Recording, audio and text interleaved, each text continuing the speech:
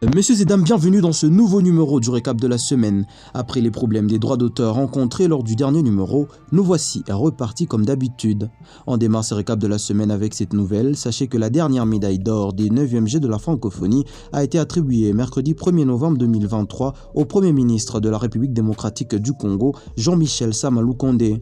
Cette récompense ultime a été remise par la directrice du Comité international des Jeux de la francophonie, Madame Zeina Mina, et le directeur national du Comité national des Jeux de la francophonie, M. Isidore Kwanja. Les deux responsables des Jeux ont par ce geste voulu témoigner leur reconnaissance au chef du gouvernement congolais pour son implication sans faille dans l'organisation et surtout pour la réussite des Jeux de Kinshasa. Cette surprise est survenue au cours de l'audience que le Premier ministre Sama Lukonde a accordée à la délégation de l'Organisation internationale de la francophonie en mission d'audit auprès du CNJF sur le budget opérationnel des Jeux. Ce budget concerne les 20 millions de dollars consacrés à la restauration, la sécurité, la santé. Pour rappel, la République démocratique du Congo a organisé avec succès du 28 juillet au 6 août 2023 les 9e Jeux de la francophonie à Kinshasa, la capitale. Dans la province du Kasaï oriental, les ministres provinciaux sortants conditionnent leur remise et reprise au paiement de leurs arriérés de 6 mois. Au lendemain de la publication du nouveau gouvernement du Kasaï oriental, les ministres provinciaux sortants ont réclamé leurs arriérés de salaire de 6 mois et indemnités de logement long de 10 mois. Ils conditionnent leur remise et reprise au paiement de cet argent. Dans une lettre adressée au gouverneur de province intérimaire, ces derniers disent également être victimes des actes d'intimidation et des menaces.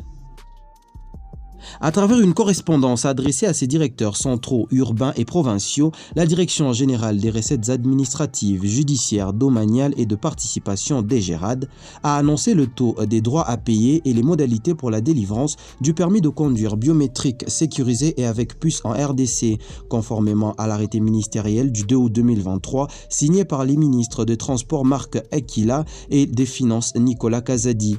Comme l'indique l'arrêté joint à cette correspondance suivant les catégories, les taux des droits à payer pour la délivrance du permis est fixé de manière suivante. 38,5 $ américains pour la catégorie A, véhicule à 2 ou 3 roues. 71,5 $ américains pour la catégorie B, véhicule de 3,5 tonnes maximum. 99 $ américains pour la catégorie C, D et E, véhicule de plus de 3,5 tonnes. Ceci est un événement extrêmement triste qui a eu lieu dans la province du Nord Kivu. Un candidat à la députation nationale dans les territoires de Massissi au nom de Dogo Kalinda a été tué le soir du mercredi 1er novembre 2023 au quartier Ndosho dans la ville de Goma. L'ancien chef de quartier Lac Vert dans la ville volcanique a été criblé de plusieurs balles lorsqu'il revenait d'une structure sanitaire où il était allé rendre visite à son enfant malade. Les acteurs de la société civile locale exigent de la part des autorités des enquêtes poussées afin de retrouver et de juger les auteurs de cet assassinat odieux dans la ville de Goma. Plus de 8000 femmes ont accouché gratuitement dans les hôpitaux publics de Kinshasa en RDC, et c'est là seulement un mois après le lancement du programme Gratuité de la maternité. Un bilan annoncé le jeudi 2 novembre par le ministre de la Santé Samuel Roger Kamba.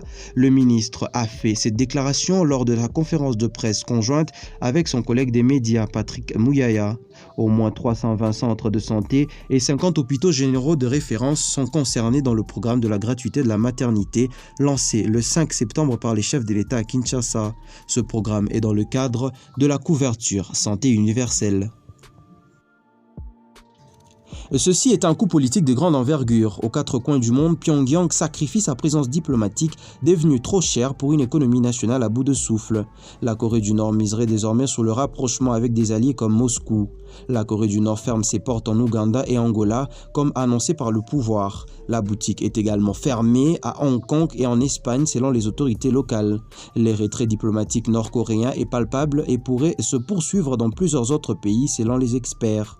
Pyongyang entretient des relations diplomatiques dans plus de 150 pays du monde, mais le nombre de ses missions à l'étranger n'a cessé de se réduire depuis les années 1990.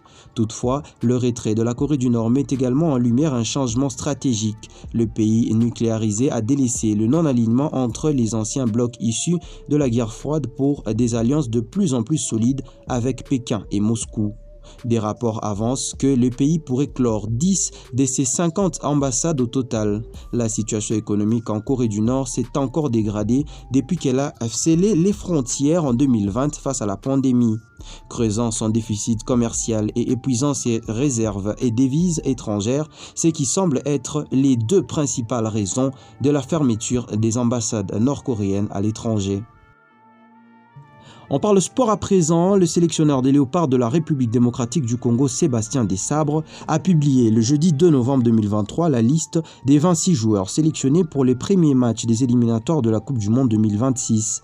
Des retours et des absences sont à signaler. Dans le sens de retour, on retrouve Dieu merci Moukoko Amali, Vital Simba, Glody Lilepo ainsi que Yohan Wissa.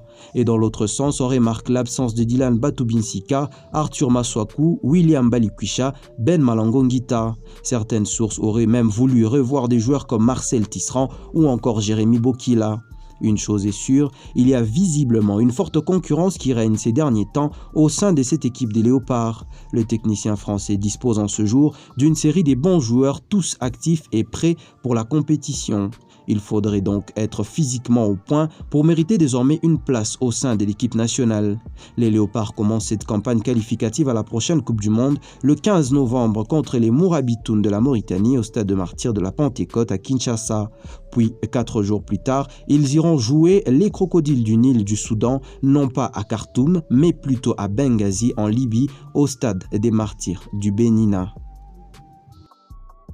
En Europe, la cérémonie du 67e Ballon d'Or a rendu son verdict le 30 octobre dernier. Sans surprise ou presque, grâce à sa victoire en Coupe du Monde, Lionel Messi a été sacré pour la 8e fois, ce qui est un record absolu.